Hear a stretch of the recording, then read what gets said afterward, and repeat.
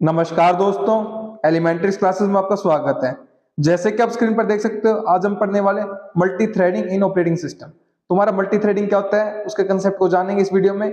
ठीक है, वीडियो शुरू करने से पहले मैं आपको एक बात बता देना चाहता हूँ कि हम ऑपरेटिंग सिस्टम सब्जेक्ट को कवर कर रहे हैं, तो इसकी सभी वीडियोस की प्लेलिस्ट आपको चैनल पर मिल जाएगी, आप देख सकते हैं। और भी सब्जेक्ट की प्लेलिस्ट आपको चैनल पर मिल जाएगी, उनको भी आप देख सकते हैं, वो भी आपके लिए काफी यूजफुल रहेंगी। तो शुरू करते हैं आज का topic, multi threading in operating system.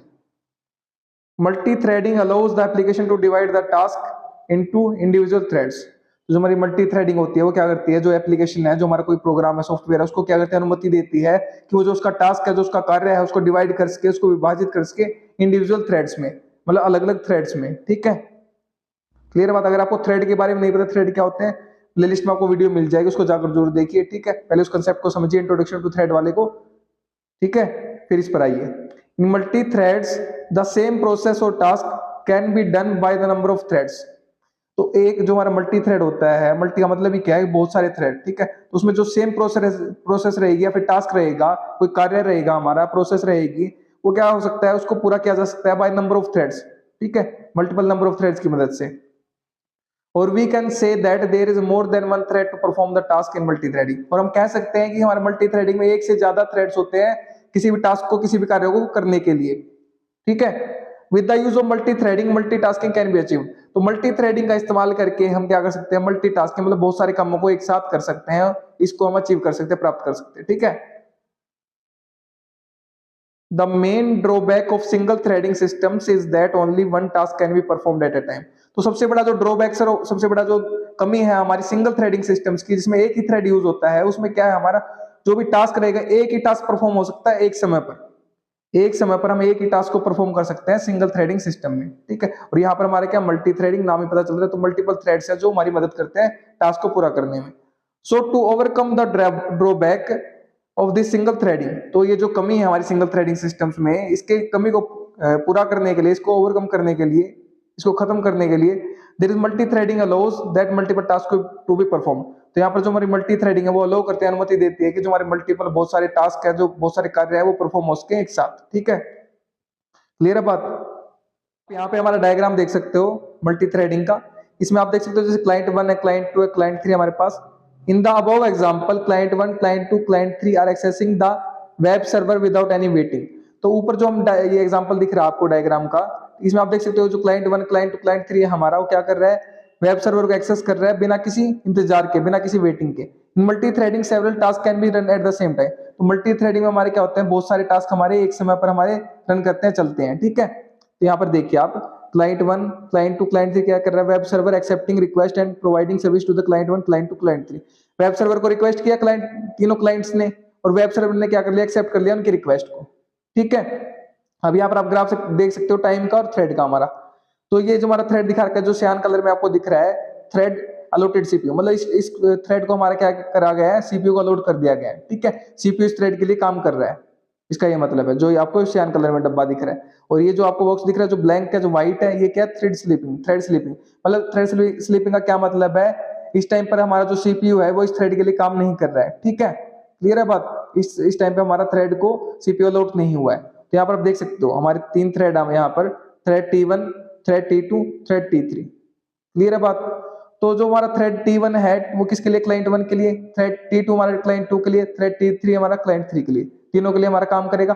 तो इस दौरान देखिए आप, थ्रेड T1 के दौरान क्या है, सीपीयू हमारा अलॉट कर दिया गया है क्लाइंट 1 के काम करने के लिए, जो क्लाइंट 1 ने रिक्वेस्ट करी थ्रेड T1 को। ठीक है, तो तुम्हारा T1 है वो हमारा क्या कर रहा है, काम कर रहा है जो क्लाइंट 1 ने रिक्वेस्ट करी है। ठीक है, फिर क्या कर रहा है हमारा थ्रेड T2 काम कर रहा है जो क्लाइंट 2 ने रिक्वेस्ट करी है, फिर थ्रेड T3 हमारा काम कर रहा है जो हमारे क्लाइंट 3 ने रिक्वेस्ट करी है। तो इससे आप यहाँ पर देख सकते हो जो हमारा काम है वो क्या हो रहा है, एक साथ तो नहीं हो रहा है ना कि बिल्कुल यहाँ पर हो, यहाँ पर हो, यहाँ पर हो। ठीक है, इस समय पर अगर थ्रेड T1 का काम हो रहा है, तो इस समय पर जो हमारा सीपीयू सिर्फ इसको लोड करा गया है, सीपीयू सिर्फ थ्रेड T1 के लिए काम कर रहा है, और T2 के लिए हमारा कब काम करेगा, जब T1 का हमारा काम हो जाएगा। ठीक है, फिर T3 के लिए करेगा।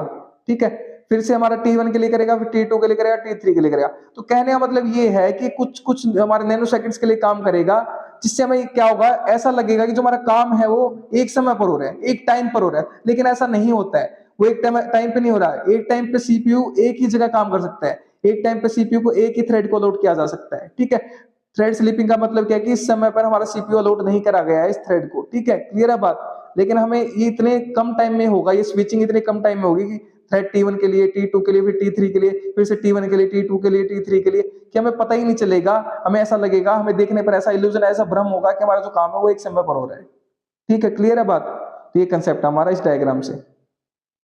इन the operating system threads are divided into the user level thread and kernel level thread. तो ये दो टाइप होते हैं हमारे थ्रेड के, यूजर लेवल थ्रेड और कर्नल लेवल थ्रेड। इनके बारे में आपको प्लेलिस्ट में वीडियो मिल जाएगी टाइप्स ऑफ थ्रेड में, ठीक है। User level thread handle independent from above kernel form the above the kernel and thereby managed without any kernel support। तो जो हमारी यूजर लेवल थ्रेड होता है वो क्या करता है, संभालता है जो उसके टास्क कर रहे हैं उसको इंडिपेंडेंटली, स्वतंत्र रूप से अबोव द कर्नल। कर्नल क्या होता है, कर्नल हमारा कोर कंपोनेंट होता है, हमारा ऑपरेटिंग सिस्टम का heart of the operating system होता है। उसके ऊपर हमारा क्या होता है, हमारा यूजर लेवल थ्रेड होता है जो संभालता है अपने काम को। Thereby manage without any kernel support, बिना कर्नल के सपोर्ट के वो हमारा ये काम करता है, उसकी सहायता के बिना। On the opposite hand the operating system directly manage the kernel level thread. दूसरी तरफ अगर बात करें तो जो हमारा कर्नल लेवल थ्रेड होता है उनको मैनेज करने के लिए, उनको संभालने के लिए हमारा क्या होता है, सीधा ऑपरेटिंग सिस्टम होता है, डायरेक्टली वो मैनेज करता है, प्रबंधन करता है कर्नल लेवल थ्रेड्स का। Nevertheless, there must be a form of relationship between the user level and kernel level thread। फिर भी हमारे यहाँ पर क्या होता है, कुछ प्रकार का हमारा रिलेशन होता है, संबंध होता है यूजर लेवल थ्रेड में और कर्नल लेवल थ्रेड में। दोनों इंडिपेंडेंटली काम कर रहे हैं लेकिन फिर भी हमारा यहाँ रिलेशन तो होता ही, ठीक है। यहाँ पर आप ये देख सकते हो, ये क्या दर्शा रखा हमारा, ये यूजर लेवल थ्रेड हमारे, ठीक है, जो यूजर स्पेस में है, ये थ्रेड 1, थ्रेड 2, थ्रेड 3। इसी प्रकार से हमारे कर्नल लेवल थ्रेड है, थ्रेड 1, थ्रेड 2, थ्रेड 3, ठीक है, ये हमारी प्रोसेस को दर्शा रहा है। तो ये कर्नल स्पेस में है, ये हमारे यूजर स्पेस में है, तो ये दोनों अलग अलग से काम करते हैं हमारे, ठीक है। यूजर लेवल थ्रेड और कर्नल लेवल थ्रेड आपको टाइप्स में मिल जाएगा, प्लेलिस्ट में वीडियो मिल जाएगी, ठीक है, उसको आप देख सकते हो। Example of multi threading in operating system. तो जो ऑपरेटिंग सिस्टम है हमारा उसमें मल्टी थ्रेडिंग का एग्जाम्पल देखते हैं ताकि आपको कंसेप्ट अच्छे से क्लियर हो जाए। For example let's say 3 user simultaneously request different pages from the website. एक वेबसाइट से 3 उपयोगकर्ताओं ने हमारा एक साथ साइमल्टेनियसली क्या करिए, रिक्वेस्ट करी है वेब पेजेस के लिए, डिफरेंट डिफरेंट वेब पेजेस के लिए, ठीक है। Each of this request can be assigned to a separate thread on the server. तो सर्वर पर हर एक जितने भी रिक्वेस्ट, 3 रिक्वेस्ट आई उनको सेपरेट थ्रेड को सौंप दिया जाएगा, उनके लिए थ्रेड बना दिए जाएंगे, अलग अलग thread. While one thread is processing user 1 request for page A. तो यूजर 1 ने क्या करा था, पेज ए के लिए रिक्वेस्ट करी थी कि उसको पेज ए देखना है वेबसाइट पर, तो उसको क्या करेगा, एक थ्रेड संभालेगा, प्रोसेस करेगा। अनदर थ्रेड, दूसरा थ्रेड होगा वो क्या करेगा, साइमल्टेनियसली साथ साथ सेम टाइम पे हमारा क्या करेगा, हैंडल करेगा, संभालेगा यूजर 2 की रिक्वेस्ट को, जो पेज बी की रिक्वेस्ट कर रहा है उसको पेज 2 देखना है, ठीक है, उसको पेज 2 दिखाएगा।